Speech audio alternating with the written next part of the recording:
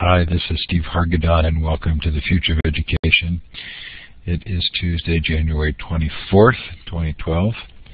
Some of you will have noticed that I was challenged today. As I indicated, it was Thursday for the interview. Hopefully, those of you who are here figured that out. But it is Tuesday, and our special guest is Lee Crockett. Lee, welcome. Thanks very much for having me, Steve. Looking forward to it. Really delighted to have you here. The book is Literacy is Not Enough. Lee is one of the co-authors. Ian Jukes, another co-author, was on the interview show about a week and a half ago. The Future of Education is sponsored by my Web 2.0 Labs project. It's web20labs.com, looking at ways to help educators work with each other. And by Blackboard Collaborate, who provide this terrific room. WeCollaborate.com is the new user community for Blackboard Collaborate. Coming up, if you're going to ISTE, please consider coming early. Saturdays are all-day unconference.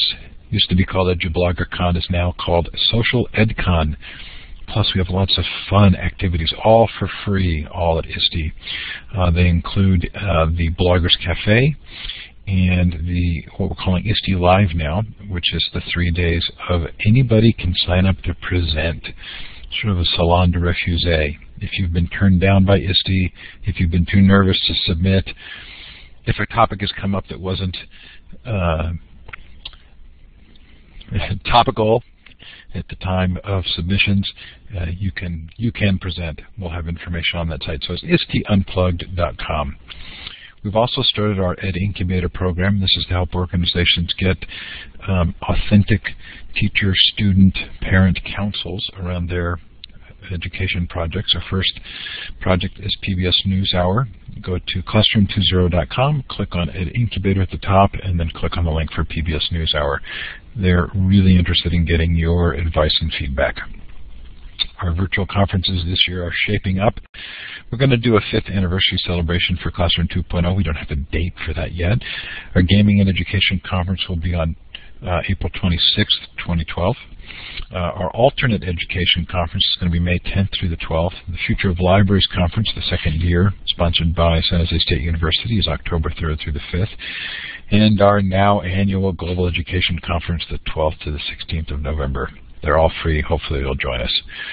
Coming up on the Future of Education, next week David Lurcher talks about learning commons and personal learning environments. Cable Green was to have been this Thursday. I have a flight that conflicts, so we've moved that to February 1st. We have a fun panel on personal learning profiles. You can see lots of fun there. New on the list is Mimi Ito coming on March 12th, and that should be a blast. And you can see lots of fun there. Hopefully something that's of interest to you. If you've missed a session, they are all recorded in full Illuminate, Collaborate versions and MP3. Last week we talked to Henry Eyring about the Innovative University, Cheryl Nussbaum Beach about the Connected Educator, Mitch Pearlstein on family, the breakup of the family and its impact on education, Ian Jukes, of course, Scott McLeod. Lots of fun there, hopefully. Again, something worth your while. So now we're going to give you a chance to tell us where you're participating from. To the left of the whiteboard, you should now see some icons. You're looking for the star. It's the second one down. Double-click on that and then click on the map. And it would be delightful if you give us a shout-out in the chat as well. Maybe the time, temperature, location. What a nice, diverse, global crowd we have tonight, Lee. Yeah, it's amazing. We have people from everywhere, but everyone's sharing similar ideas and similar mindsets. It's wonderful to see. Beggs, I just have to tell you, every time you come on, seeing that star in Mongolia warms my heart. Delighted to have you here and everyone else. Sure glad to be a part of your day, morning or evening. And if you're listening to the recording, we thank you for doing so.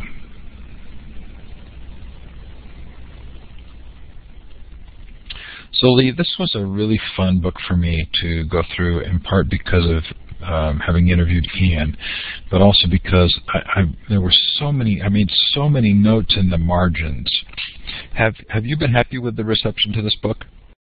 Yeah, I've been very happy with the reception. The difference with this book, as opposed to some of the previous books, the Digital Generation or Living on the Future Edge, is that is that this is the how book. It's how do we make the change as opposed to the yet one more book on why. So from start to finish, the idea was to hit it hard, provide a framework and processes that make sense, and the response has been great. People have been very complimentary of the book, and that feels great as an author that there's good response. So you say the book is about the how, but there's a lot of why in the book. Yeah, there always. I mean, there has to be some why. There always has to be some. So that we opened it up. The first couple of chapters are condensed versions of some of our other work, just to kind of frame in that how very or the why very quickly, and then move into the facts. It just makes more sense as far as how the book flows. I think there was a lot of why throughout the whole book. And again, we want to move to the how, so we won't spend too much time on it. But there were, you said a couple things that I thought were really interesting. You used the phrase deindustrialization, which for me is a very helpful phrase. And you also talk about highly educated, useless people coming out of what is the great educational lie. That's pretty strong language. Is anybody pushing back on you? No, most people are not pushing back. I haven't had anybody push back yet. Actually, we've had a lot of interest generated from that first chapter and that opening of highly educated, useless people. And the thing is that those weren't our words. Those were words from a minister of education of a very highly unnamed, highly profile unnamed country that described his students in his country. And it's something that we found that people kind of echo that same feeling, is that we're not, we call it education, but really what we're doing is focusing on content. We're not focusing on process or skills. And as a result, we have a lot of people that are really, really well educated, but that are really unable to function and provide the kind of innovation that we need in this world right now. Yeah, you talk about a Bob Marzano quote of 80 to 85% of schoolwork is focused on factual recall and lower thinking procedures. But these are the jobs that are going to be the minimum wage jobs if you are learning those skills, right? Well, they're either going to be minimum wage or more than likely they're going to be gone. The focus on the bottom half of Bloom's digital taxonomy on remembering and understanding is creating a type of person that follows instructions really well. And we go on to talk about some of the work of Richard Florida and so forth. And those jobs that require only lower level thinking skills, those jobs that are routine cognitive task jobs, are so quickly outsourced or automated or turned into software.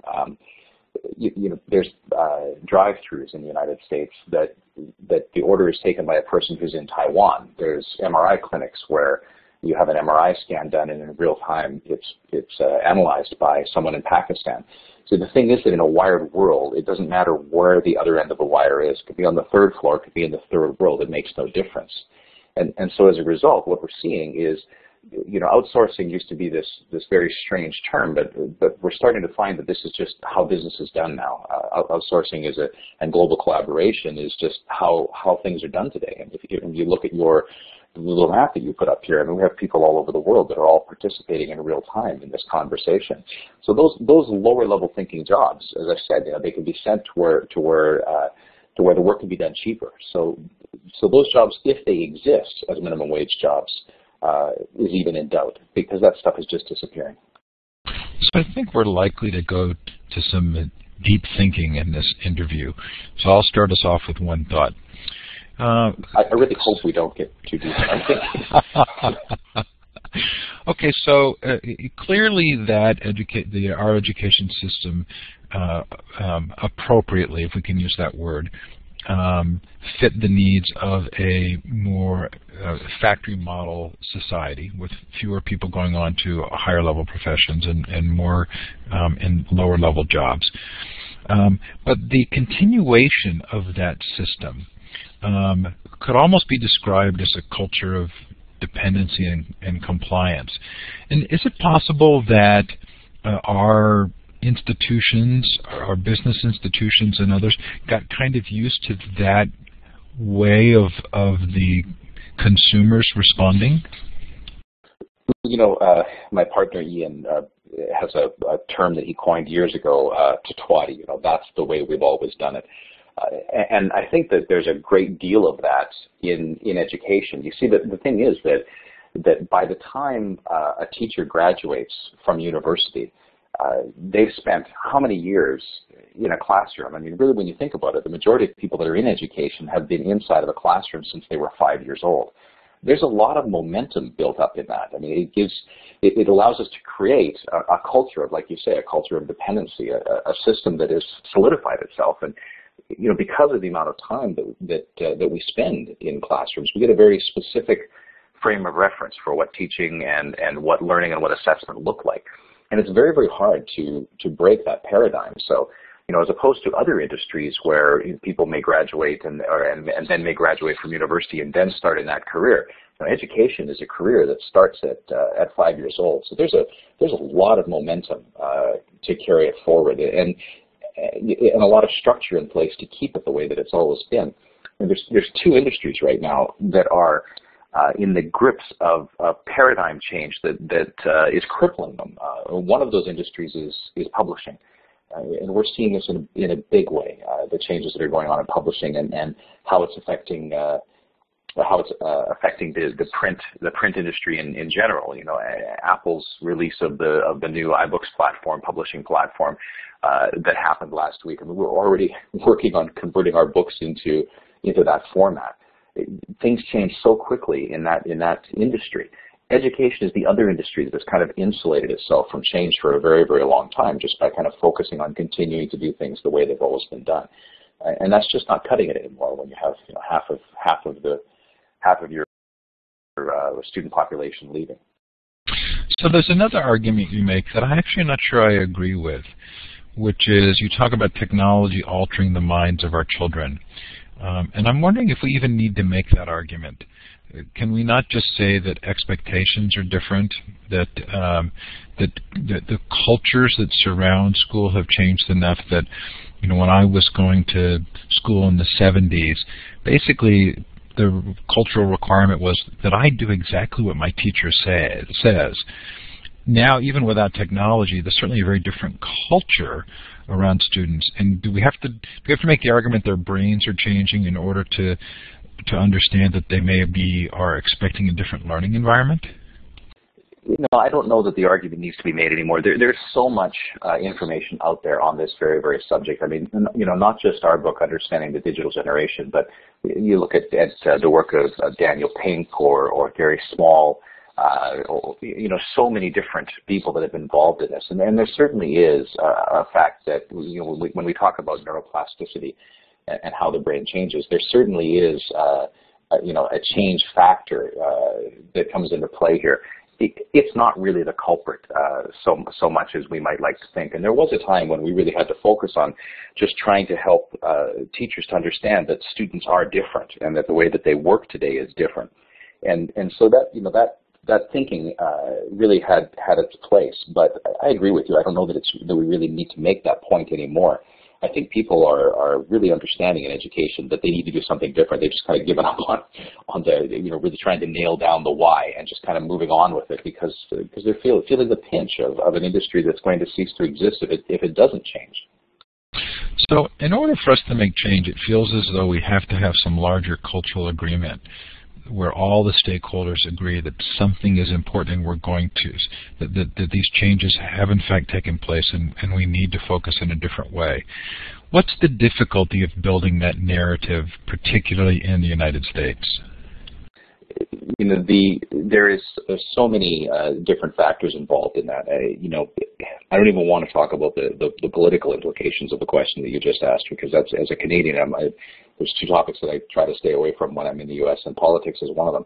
Yeah, but there certainly are heavy political influences in this case. But as far as getting the stakeholders together, we see, just as an example of how we deal with this in a regional level, when we come into a district to work with them on making a change to 21st century learning, which I saw some of your listeners here that have popped in are places that we've done work with. The first thing that we do is we try to build alignment between the stakeholders, that everybody understands the need for change and what that change is going to look like in the end, give them some idea of that. And so that involves parents, that involves administration, it involves teachers, it involves the students, and quite often we forget to include the students in that discussion, and it involves the community at large. Even in a small setting like that, it is very, very difficult to gain that alignment, and that's because everybody is an expert in education. Everybody went to school. So every teacher has had that experience where the parent comes in and says, when I went to school, it was like this, and that was good enough for me. Why aren't we still breaking the yardstick over our kids' heads? That whole discussion of how it used to be, and that we're all experts because we've all gone through the education system. I think that is a big challenge in building consensus. For us, we always start with the question of what is it that you want for your students? Start with the big question. What is it you're trying to achieve? What is the purpose of what we're trying to do? And when we start talking about those endpoints and start talking about the fact that those endpoints are in jeopardy, at that point, people start becoming open to the fact that, well, if those endpoints are in jeopardy, then perhaps we need to make some change. So I usually find coming at it from the back end and working towards the front is more helpful.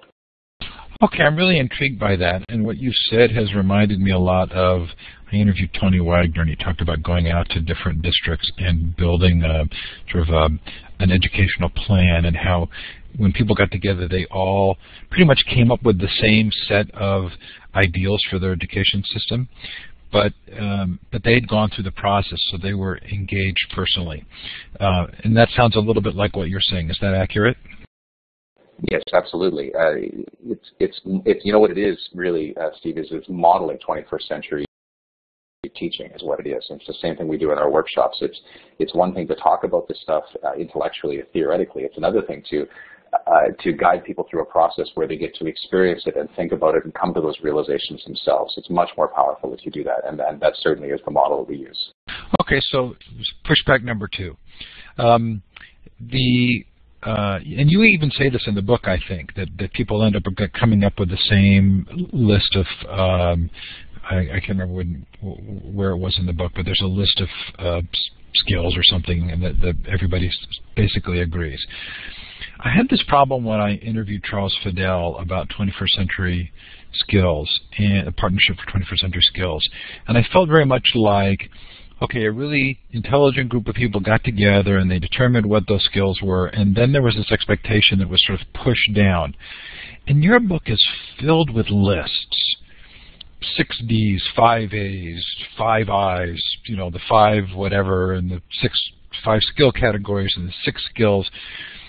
How do you not have people think that they're supposed to sort of just absorb this and not be involved creatively in building on their own? The list that you're talking about, the list of skills, that actually, where that comes from, and that global list that everyone comes up with, is from asking any group of stakeholders, or whether it's parents or whether it's administrators or whether it's teachers, what are the skills that are essential for life in the 21st century that your students are going to need when they graduate? What are those things? And that list that everyone comes up with is exactly the same. That students need to be able to problem solve. Problem solving is the one that comes up very, very first all the time. Analytical thinking, that students need analytical thinking skills, that they need to be creative, that creativity is an essential skill for survival in the 21st century. That they're able to communicate, and not just with text, but in multiple multimedia formats. And that they have to be able to collaborate with real and virtual partners in real and virtual environments. And the last one that everyone comes up with, that is the one that's most important to me, I think, is really this area that I just call ethics, action, and accountability, which really has to do more with items of personal responsibility, fiscal responsibility, empathy, global awareness, environmental awareness, digital citizenship, and so forth. So this list becomes pretty standard. The reason that we've come up with the 6 Ds and so forth, for solution fluency, the 6 Ds is this, Steve. The problem that I have is that educators love to talk, and we love to theorize, and we love to debate, and then we don't do anything. So, we have this discussion and we say, yes, kids need problem-solving skills, and yeah, that's great. And we move on. Yes, kids need problem-solving skills, but nothing happens. And that's the frustration for me. I look at it and I say, well, what are those problem-solving skills? How do you develop them? What do they look like? How can you teach them? Or do we just kind of hope that they happen? Because if they're critical skills, then we need to make sure that they happen.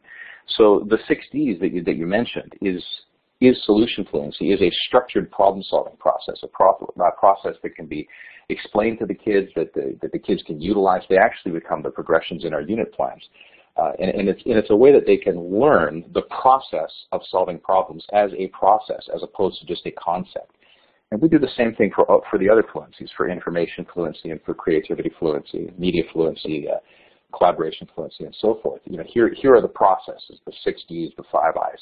And they're done that way so that it's easy for students to be able to grasp the concepts and to be able to have a system that they can use to help them to really develop those skills to the level of fluency as opposed to just an intellectual understanding of those skills.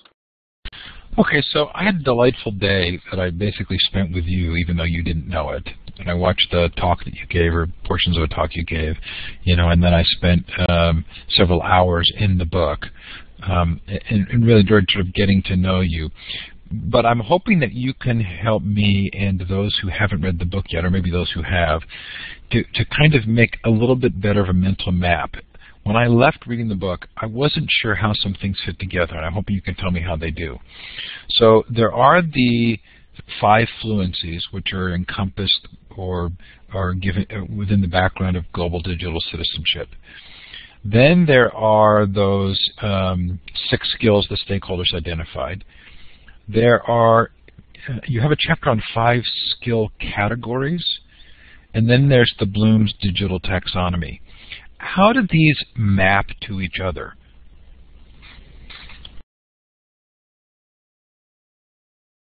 And I think your mic is off. Yes, there we are. Okay, I was making notes and pressing buttons at the same time. So the 6 skill categories are what became the fluencies. So for us, the 6 skills that the stakeholders developed are what became those fluencies themselves. So the problem-solving skills, that turned from a concept of what is problem, or that students need to be able to develop problem-solving skills, into solution fluency, a structured process for how you solve problems. Analytical thinking, that translates into solution fluency, but also into information fluency, a structured process for how you access, authenticate, analyze, and apply information. So that's analytical thinking. It translates directly into information fluency. Creativity, that moves directly over to creativity fluency, and communicate, which was another thing that stakeholders come up with. That turns into media fluency, which is how is media used to shape our thinking, and how can we communicate our message through multiple multimedia formats. Collaboration fluency is directly related to collaborate, which is the item that the stakeholders always come up with. And the last one, ethics, action, and accountability, become our background. That becomes global digital citizenship as a framework. Bloom's digital taxonomy, we have it in there as a discussion for 2 reasons. We have it in there as a discussion for what is higher level thinking, because so often in education we think that we're teaching our students higher level thinking, and without really asking ourselves what that is. And when you look at Bloom's digital taxonomy, you realize very quickly, as you mentioned, the information we put in there about Bob Marzano, that the majority of our focus in school is on that remembering, understanding, and sometimes applying. And that our testing, because it's very easy to do in a bubble test situation that can be scanned by a computer and so forth, is focusing on those very, very things. So, Bloom's taxonomy, that's where it comes in. The top of Bloom's taxonomy is creativity. And we use this as a discussion of what are the defining characteristics of a 21st century learning environment. And that's really how the pieces all fit together. So Bloom's digital taxonomy is just really a discussion of why we're focusing the learning environment on creating, and the skills of the stakeholders are what became the fluencies.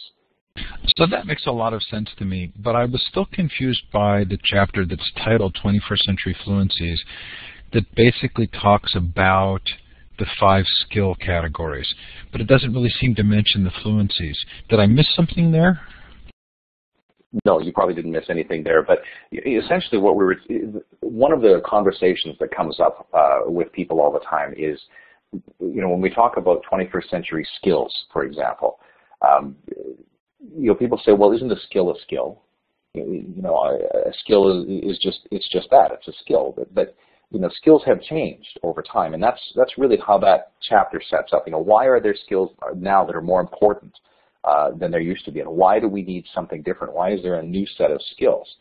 So that chapter really is just set up to talk about the fact that there are skills that become obsolete. Things like operating an elevator, those are obsolete skills. And as we move forward, we have skills that have differentiated emphasis or more emphasis in the digital generation's lives in the 21st century.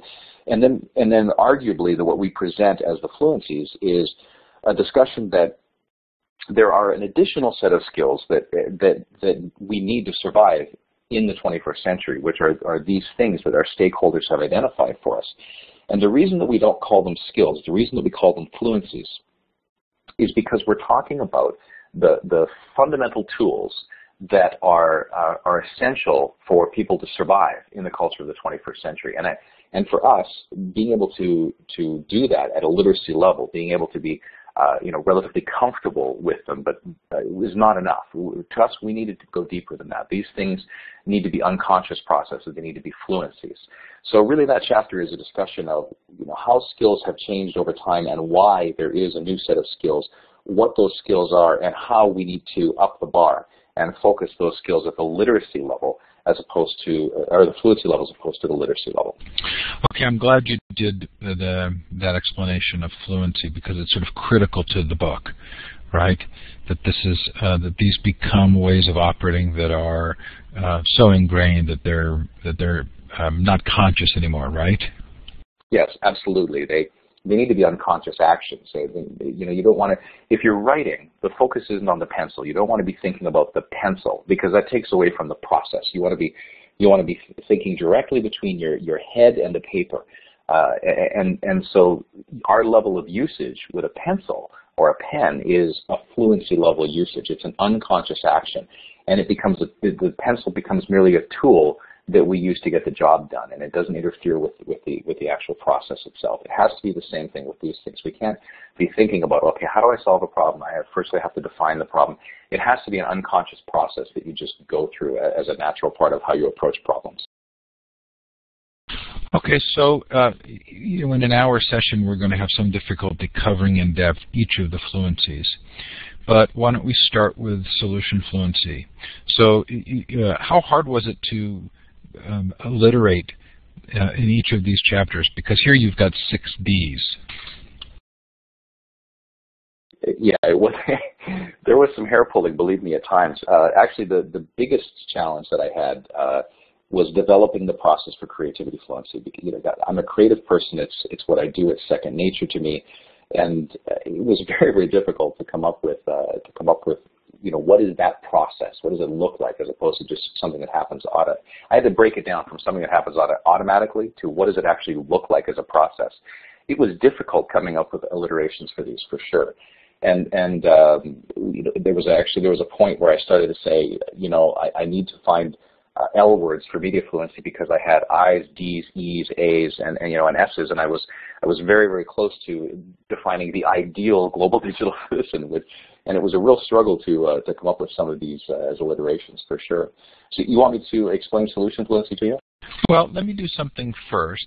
So each chapter has the process for the fluency, and then it actually has a real-world example, and then what you call a fluency snapshot, which is to evaluate the level of proficiency that you or the students have with that particular fluency. And then you have a lesson plan grading tool, which is in a very similar format, which allows you to kind of figure out if the lesson plan addresses the fluency. So maybe we could go through that. Would you like to pick one where we kind of go through and drill down to show how the chapters are laid out?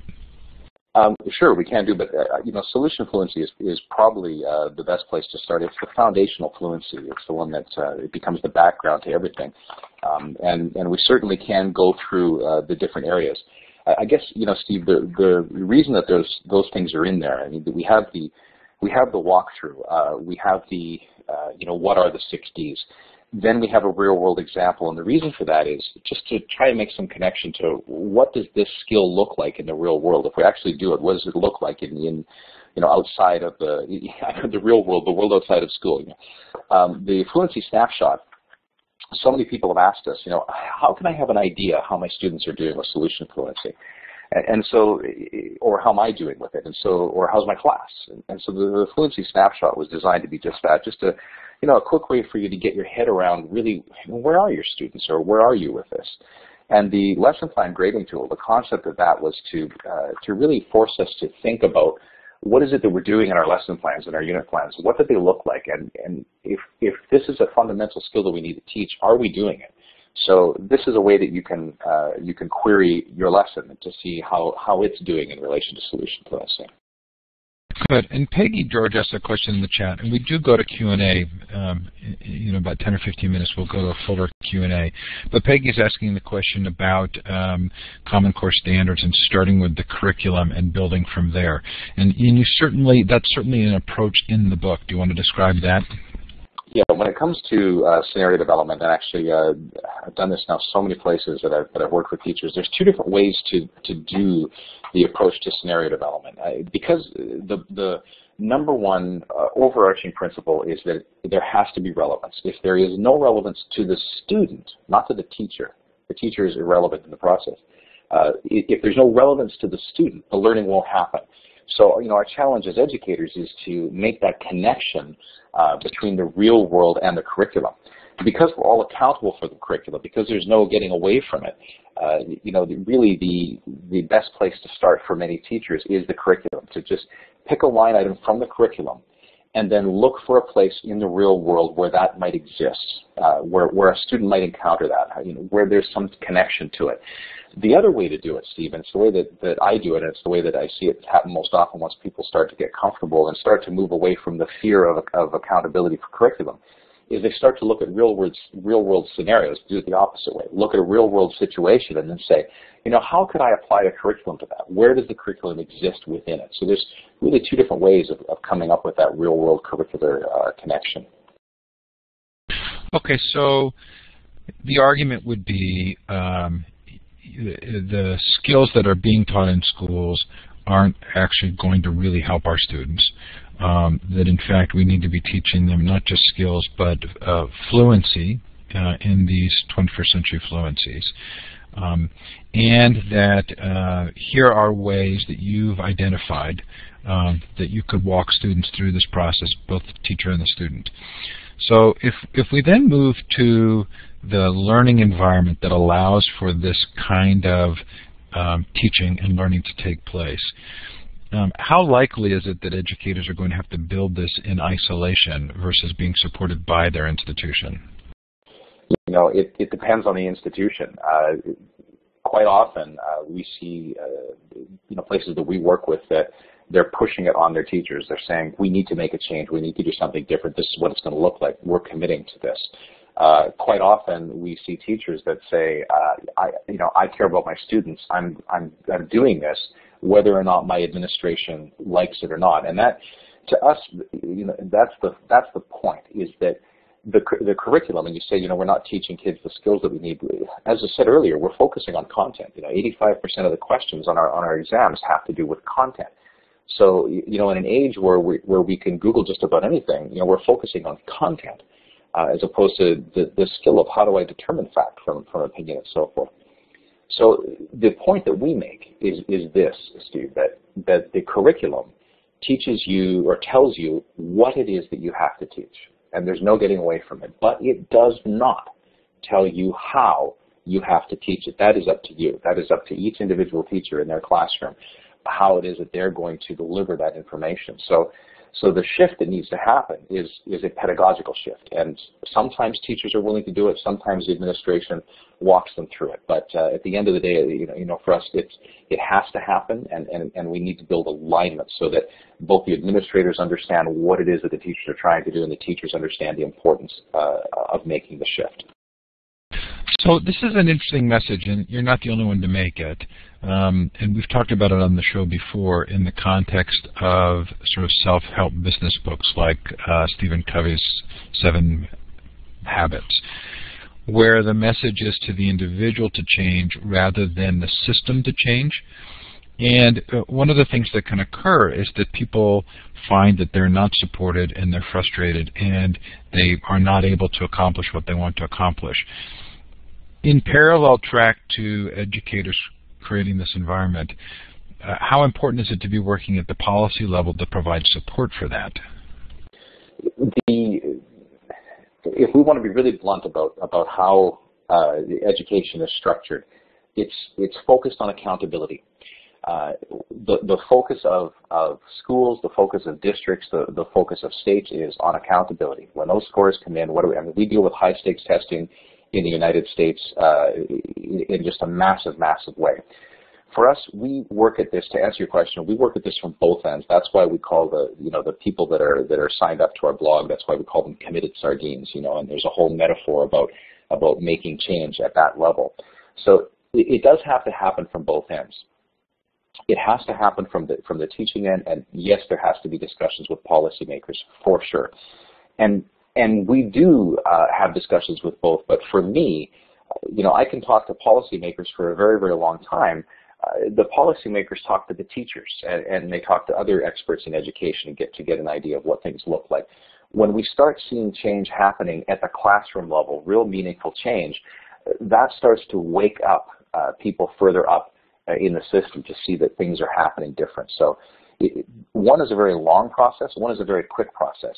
If I work with a teacher for a few days, or work with that district for a few days, and there is a shift, that's going to impact the lives of thousands of students starting immediately and for every year forward. If I work at it strictly from the other end, from the top-down end, it's going to be a very, very long time before any meaningful change happens. So it really has to happen at both ends at the same time. There has to be pressure up and down. The committed sardine is a big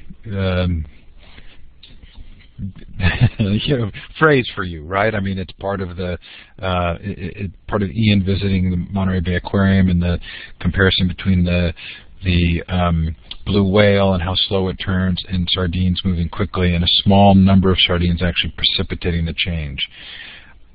Are you aware that John Taylor Gatto uses the same school of fish imagery to indicate just how pervasive and the requirement is to all turn the same direction? No, I wasn't aware of that, and now you've given me some fun things to do for sure. I'll be looking at that. Well, I haven't looked this up, but he says that the only other place we really use the word school is school of fish, and his imagery there is that it's a conformance idea. But let's ignore that for the moment. One of the issues that was raised for me was, if we use Egypt as an example, because it happens at the local level and it's not at the political or systemic level, you essentially end up with a really, really difficult period of time that almost might be described as chaos. Is that likely to be the outcome of committed sardine movement in education? I don't think so, and actually, we use that sardine metaphor in that same way, actually, because at one point in there, just to go back to that, you got my mind thinking about that now, Steve. We talk about the fact that a school of fish will stay in the same direction, and that it's a committed sardines that are swimming in the opposite direction, taking the abuse from the others that are trying to keep them in line. If that committed sardine stays with that direction, that when a critical mass is reached, which is something like 15 to 20%, that the rest will turn and follow. So it's really about those people becoming the leaders. Will there be mass chaos as this shift happens?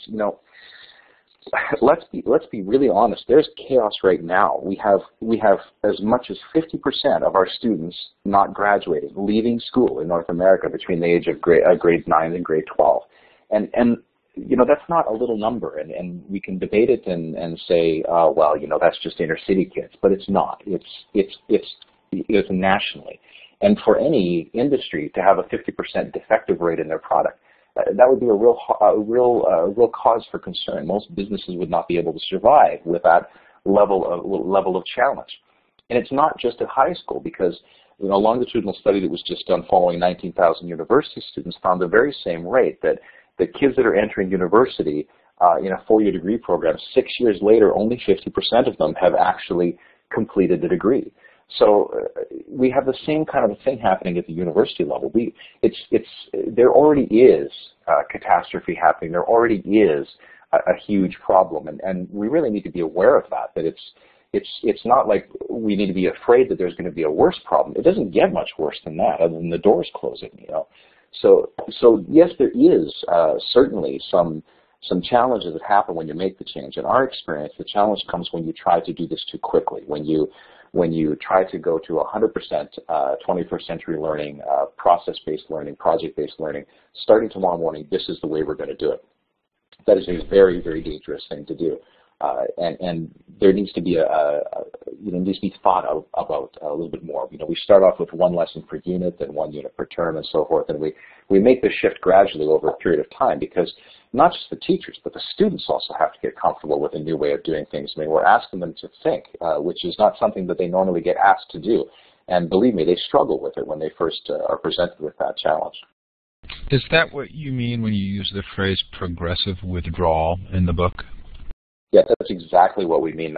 Progressive withdrawal, that's the metaphor that we use is that as parents, we understand, as difficult as it may be, especially during the teenage years, that our job is that by the time our kids leave us, that they no longer really need us, that they're able to function on their own. But in school, we do the opposite thing. We do this. We create a culture of dependency where they're completely dependent on the teacher, completely dependent on the classroom, completely dependent on that system, right up until the time they graduate. And then what? You know, we haven't taught them the skills they need to function, to be able to survive in their life outside of school. And so what we need to do is progressively withdraw from the control in students' lives. It gets to the point where classrooms that Andrew Church is in New Zealand, who I don't know if Andrew's online this morning, but he's also co-author on this book, and we just spent the last week in Dallas together working with teachers there. Andrew's a great example. I mean, I've been in his classroom with him where his students walk in and then move them to the side. Excuse me, Mr. Church, I have to get something out of the cupboard here, and we'll be having a conversation, and we'll look around, and they're all working because they all know what to do. I mean, they know what needs to be done, and they're on task by themselves because they've learned that skill. So progressively withdrawing and stop not having all the answers, just posing questions and then just saying, I really don't know. That really is how we kind of move the burden of responsibility for learning from the teachers, where it traditionally has been, to the students, where it should be. I mean, it's their learning. They are the ones that should have the burden of that responsibility. So I like to think that in the interview series we're fairly expansive, and we do a form of appreciative inquiry, across a variety of different views about education. Help me to see a distinction here. I had a guy on from Teach for America, and again, I have probably some of the same difficulties with Teach for America that others do, but we tried to find the positive, and it felt very much like they had figured out a lot of ways in which a teacher without political support could make a difference in a low-income classroom. At the same time, clearly this is a Herculean task, and it really burns people out. Low pay, coming into a heated political environment, and making a difference in a single classroom, but then maybe not lasting in education for 2 or 3 years. How is that Teach for America teacher different than the committed sardine?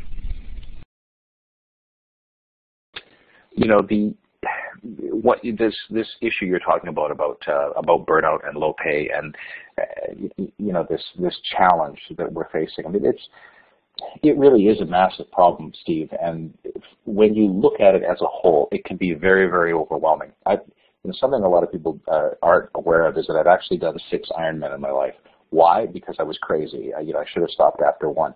But I could draw a really good comparison to that because, when you're in the middle of a 180 mile or 180 kilometer, 112 mile bike ride, and you just want to stop, and you start thinking to yourself, I have to run a marathon after this. It really becomes daunting, the task ahead of you. So the way that you run a marathon, the way that you address these problems is all the same. You don't think about the whole thing. You just think about the next mile. You think about the next milestone, if you like, in this change. And what I have found in my experience is that if we focus, if our thinking is long term, but our attention and our focus is primarily short term, that there's quite a bit of a different perspective on it. And I've seen teachers so many times, and it happened just last week in Dallas. I was in Highland Park, and it was just marvelous to work with people there. When the light goes on for teachers, I'm all over the place because I've been in Japan, Alabama, Montreal, Dallas, and now Vancouver in the last week. When the light goes on for teachers, Steve, when they see the connection, their energy is renewed because nobody's in education for the money. Now, typically, they're in it, as Sally just said, they're in it because it's passion. They're in it because they want to make a difference in kids' lives. And when they make the connection with the stuff that we're doing and they see, yes, I'm going to be able to create real-world relevance. I see how the students are going to be into this. I get it, and I'm able to make the connections. A light goes on and a fire goes up for them that is just astounding, and it really renews what it is they're trying to accomplish. Okay, I get that. But I still feel as though if we look at the examples of Finland and Singapore and Shanghai, that the systemic support of educators, and especially of educator pay, is really somehow critical to the change. In the committed sardine model, the sardines all move, but they're still low paid and they're still doing it as a labor of love. And if I were, okay, so let's say that Hewlett-Packard had a 50% defect rate. It would seem ludicrous to me to say to the workers, don't ask for better pay, we're not going to improve the system, but we're expecting you to carry the burden of making the product better. Am I being unfair? No, you're not being unfair at all, and I'll be the first one to jump on that bandwagon and say that yes, teachers are underpaid, and yes, they're undervalued, and yes, they're looked at as glorified babysitters by so many people, and yes, the system needs to change dramatically and support these people. I absolutely I'm in complete agreement with you on those issues. The whole backlash that happens and the abuse that happens towards teachers, I think, is completely unfair. We're talking about the people that are largely responsible for cultivating the lives of our students. And our children are a very small percentage of our population, but they're 100% of our future. And we cannot look at teachers the way that we have. We cannot look at the teaching profession in North America the way that we have. It has to be valued, as it is in other parts of the world, as a prestigious profession, a profession with huge value and importance. And I absolutely am in agreement with you on that. You won't get any argument from me on those points, Steve. Okay, this has really been a lot of fun. We're in the Q&A portion now. So if you have a question for Lee, please feel free to put it in the chat, or you may also raise your hand, which you can do. There are icons at the top of the participant box, and the third one over is a hand, and if you raise your hand, we can give you the microphone. Usually only a brave few do that, so we'd love to see you be brave. And if I've missed a question in the chat, please feel free to post it again, and I would be, it's hard for me to keep track of the chat while we're going along. So Peggy wants to know how the 3 authors came together to co-author this book. And as a part of that, I'd love to hear you tell a little bit about your own story, because you seem like an eclectic person. Yes, eclectic would be... Yes, what's the connection, between the 3 of us, and me being an artist and having gone to art school in Italy and having lived in Japan and studied Aikido and tea ceremony and all the things I've done, and I come from a graphic design background. I'll give you the connection between the three of us, actually. Ian and I used to both live in a very small town in British Columbia, and I mean a very, very small town. And we both shared an office space in the same building, and we got to know each other well over a decade ago in that way. Working together on his presentations, me helping him with the design work, and then eventually got to the point that we started collaborating on things. And that's really where the relationship between Ian and I started. BC is British Columbia on the west coast of Canada, just north of Seattle. That's where that is. So as far as the book goes, the first book that the three of us did together was called The Digital Dyad. And what happened was Andrew came up to Ian after ISTE in San Antonio and introduced himself. And at the time I was living in Italy, and Andrew said, or Ian said, I have this guy, we should write this book together. He's really great. He's a great classroom practitioner. And so I got to know Ian or got to know Andrew and got to meet his kids and work with his students and his family and everything. And all of that relationship happened, interestingly enough, on Skype. All of our books, including this one, are written across continents. We collaborate online to do all of our writing. And only one time for 2 days at ISTE in Denver, year before last. That was the first time that Ian and Andrew and I were in the same room together, and we haven't been in the same room together ever since. Okay, Mike wanted to know, your ideas seem like they can only be used in units, not individual lessons. Is this true? No, not at all. You can certainly do, I'll give you an example. We did solution fluency in a 45-minute block with 150 teachers at a time. Andrew and I did this last week, where we focused on using solution fluency to solve a problem. When we did it, two of us, so you want to talk about class size, two of us working with 150 teachers at a time, and we did it in 45-minute blocks all day long, focusing on just solution fluency, on using the 60s to solve a problem. We did the same thing the next day with information fluency with the 5 Eyes. Matter of fact, in a 6-hour period, we had gone through experientially, not just in lecture format, but experientially had gone through each of the fluencies, plus had people write and develop units and rubrics in this style. So, although they work better in units where you have more time, they certainly can be applied just in a classroom. Again, if you have a question, please feel free to put it in the chat or raise your hand. Roxanne wants to know, who inspires and motivates you? There's so many people that inspire and motivate me. Losing Steve Jobs, that was a big one for me. He was somebody that was a huge motivation to me.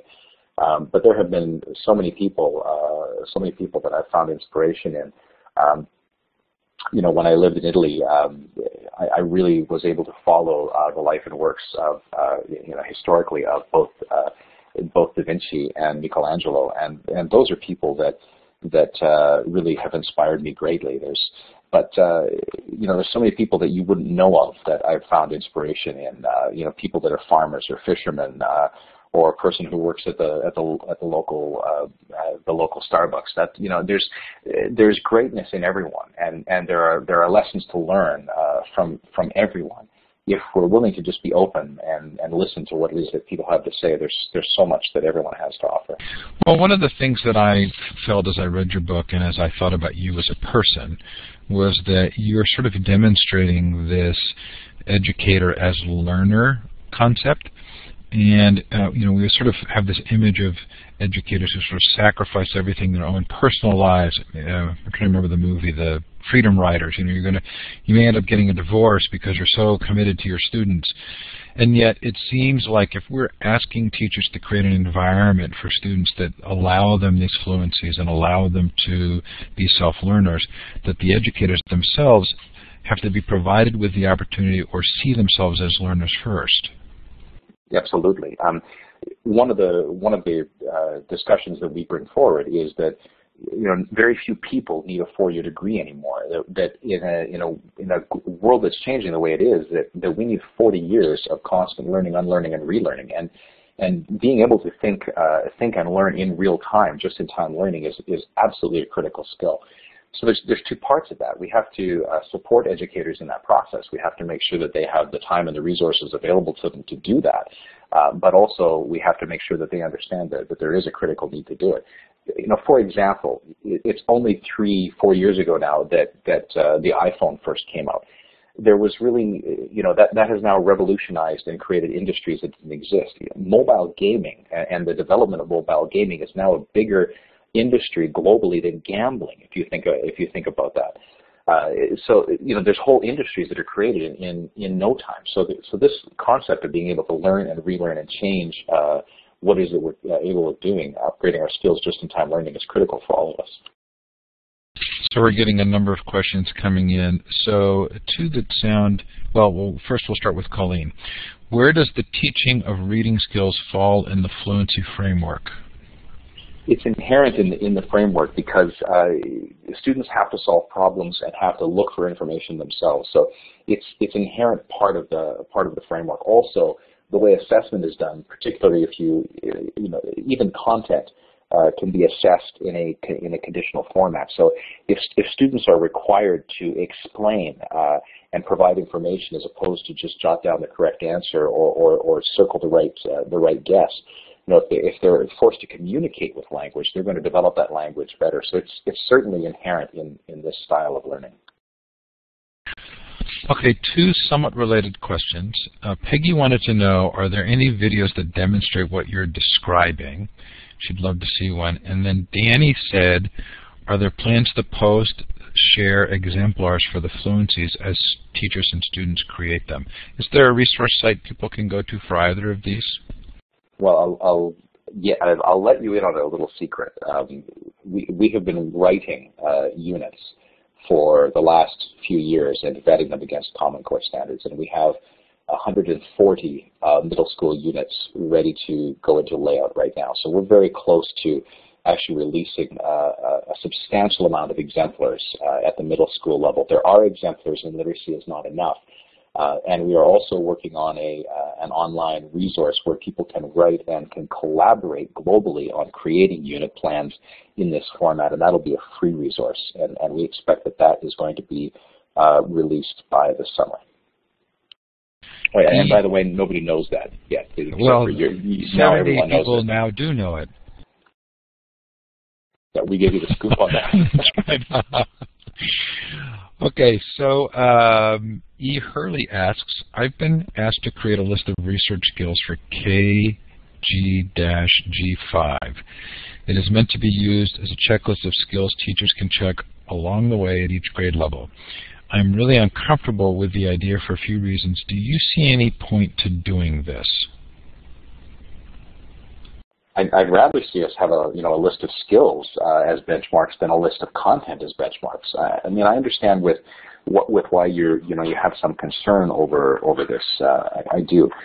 When we put together the information fluency snapshot, we did just that. We kind of looked at what were the skills that people were going to have to be able to develop, and what would be an appropriate time for us to start thinking about developing those skills. The danger that comes in is, you're in grade 2, you haven't developed this skill, maybe we shouldn't move you on. That would concern me. But I don't think that there's a problem at all with focusing on skills. I mean, the problem is we're not focusing and assessing these things as it is. If Tom Peters says what gets measured gets done. If we were focusing on measuring skills as opposed to measuring content, we'd have a different education system. We're down to the last couple of minutes. If you have a final question, please feel free to post it. In the meantime, I love that Edgar Dale learning cone, and I don't know how I've escaped seeing that ever before, but it was brilliant to me, especially because interviewing seems to sit in a very good place.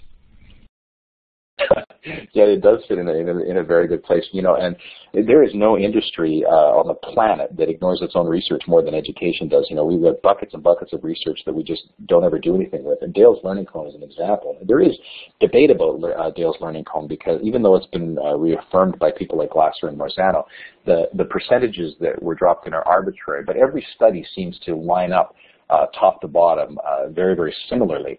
It's just not necessarily with those exact numbers. Like, for example, the Medina work in Brain Rules on the memorization of content and or of pictures when you tie it to text shows it about 65%, where in Dale's Learning Corner shows it 50%. So it's still in the middle somewhere, but the numbers are in dispute. But it's an excellent example of why we need to move from passive activities to active activities. Yeah, in the active contribution in teaching, I mean, we've all known that, really significantly increases the mastery of the subject or the content. I also really enjoyed the Bertelsmann study. I think I knew that, but it wasn't something I had at my fingertips. But essentially, two different ways of teaching, but identical scores for the year one test. The true test being a year later. A huge difference in how much of the content was remembered. Is there anything you want to say about that? There's that Bertelsmann study, and there's many studies like that, Steve, are really critical points, because people always say, well, if I make this shift, I'm still accountable for the test. How am I going to know they're going to pass the test? And when you look at that information, when kids doing the same performance in June, but bring them back in September and surprise them with the same test, and the people taught in the traditional method are only remembering 15%. That's because they've learned the game called school. We call it educational bulimia, the memorization and regurgitation of content on an exam. But the people that actually learned the information and internalized it retained 70% of it. That means coming into September, and it wasn't just the content. They actually showed higher level thinking, how they were able to compare and contrast and show that they understood the content. Coming into September, you're now able to build with those people as opposed to reteaching last year yet again. Lee, we, as a courtesy to our guests, we try to finish on time, and I want to thank you for being here. I'm using the clapping button. In the participant box, there's a smiley face, and if you hover over it and go down, there's an applause. Some of you are raising your hand, but I know what you're really doing is clapping. Thank you so much for coming on, Lee. It was my pleasure to be here, and I've really enjoyed the great questions and having the opportunity to connect with so many people. Happy to do it anytime, Steve. Thank you very much. Most appreciated. Lee Crockett, the book is Literacy is Not Enough, 21st Century Fluencies for the Digital Age. Oh, I meant to pull this up so people could see the fluencies. There you go. Coming up next week, David Lurcher talks about the learning commons and personal learning environments. David lives in the library world. Should be a lot of fun. Cable Green, then on the obviousness of open policy, and then our panel on personal learning profiles. Thanks, everybody, for being here. Thanks so much to Lee. Have a great day or evening, depending on where you are. Bye now.